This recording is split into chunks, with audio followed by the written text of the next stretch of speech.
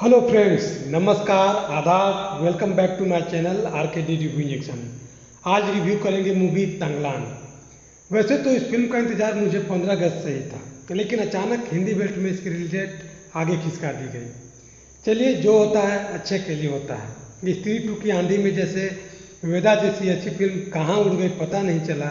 हो सकता है इस फिल्म के साथ भी कुछ बुरा हो सकता था, या इसके उलट भी कुछ बुरा हो सकता था। बहरहाल, बात करते हैं तंगलान की। तमिल में यह फिल्म ऑलरेडी सुपरहिट हो चुकी है, 100 करोड़ को कमा चुकी है। हिंदी बेल्ट में भी हॉट केक बनी हुई है।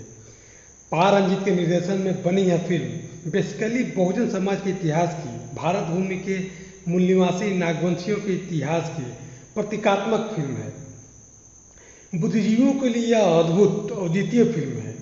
फिल्म बिल्कुल वैसे ही है जैसे शुद्ध कानून पेयर एक्ट की भाषा में होता है। बाद में कानूनविद इसकी व्याख्या अपने अपने तरीके से करते हैं, क्योंकि शुद्ध बेयर एक्ट पढ़ना और समझना आम आदमी के लिए कठिन होता है। तंगलान के साथ भी कुछ ऐसा ही है। तंगलान बार बार देखी जाएगी और हर बार इसकी व्याख्या पहले से बेहतर होती जाएगी, और जितने लोग देखेंगे उसकी व्याख्या अलग अलग ढंग से करेंगे, लेकिन इसकी सटीक व्याख्या वही व्यक्ति कर सकेगा जिसे बहुजन समाज के इतिहास की, संघर्ष की कंप्लीट जानकारी होगी। फिल्म प्रेजेंट और पास्ट दो धाराओं में एक साथ चलती है। प्रेजेंट का मुख्य नायक आज के दिग्भ्रमित बहुजन समाज का प्रतिनिधित्व करता है, जबकि पास्ट में उसी का अपना इतिहास, उसी के पूर्वज, उसके पूर्वजों की संस्कृति उसे आईना दिखाने का काम करती है। फिल्म शुरू से अंत तक सोने की खोज के इर्द गिर्द घूमती रहती है, जो मात्र प्रतीकात्मक है। इसके माध्यम से यह बताने का प्रयास किया गया है कि अंग्रेज जब भारत में आए और अपना साम्राज्य फैलाने के लिए भवन, रेलवे लाइन इत्यादि बिछाने के लिए जब जमीनों की खुदाई की, तो यहाँ भारत के कोने कोने में बौद्ध इतिहास के ही अवशेष मिले।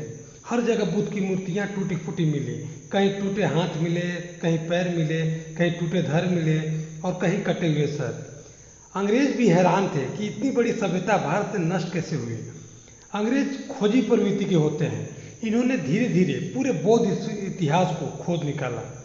आज से 4500 वर्ष पहले नागों की संस्कृति, सिंधु घाटी सभ्यता, हड़प्पा, मोहनजोदड़ो इत्यादि को खोदकर बाहर निकाला और भारत के इतिहास को कलमबद्ध किया, क्योंकि अंग्रेजों से पहले आए आक्रांताओं ने सिर्फ यहाँ के इतिहास को दफन करने का और यहाँ के लोगों को गुलाम बनाने का काम किया था।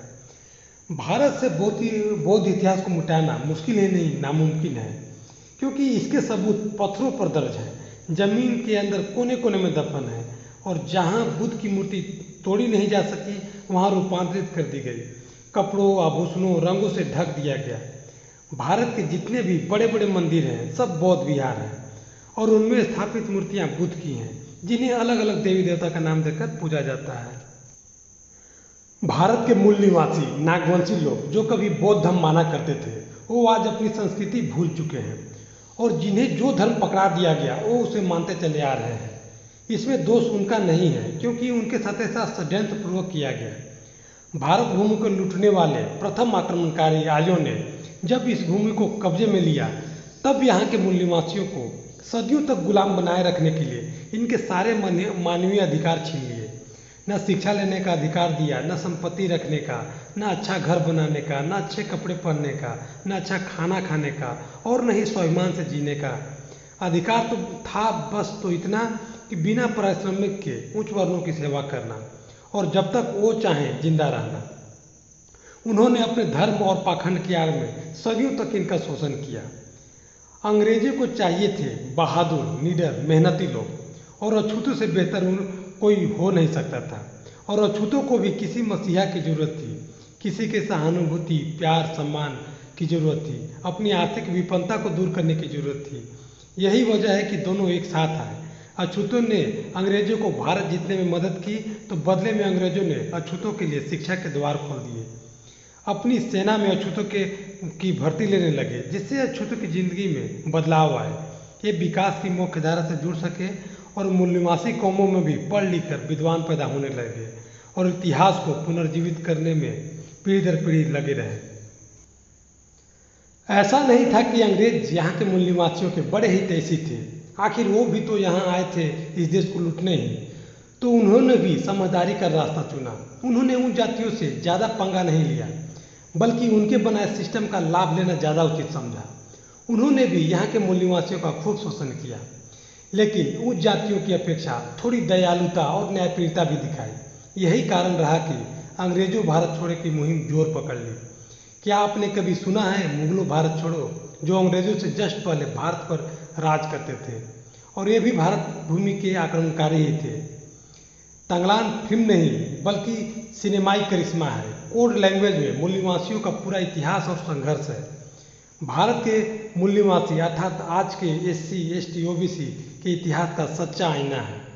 SC ST OBC को यह फिल्म जरूर देखनी चाहिए, इसलिए नहीं कि यह पारंजित की फिल्म है, बल्कि इसीलिए कि वह कितना सामाजिक जागरूक है इस बात का मूल्यांकन करने के लिए। अगर आपको सिर्फ सोने की खुदाई वाली फिल्म लगी KGF जैसी, तो आप निहायत ही मूर्ख हैं।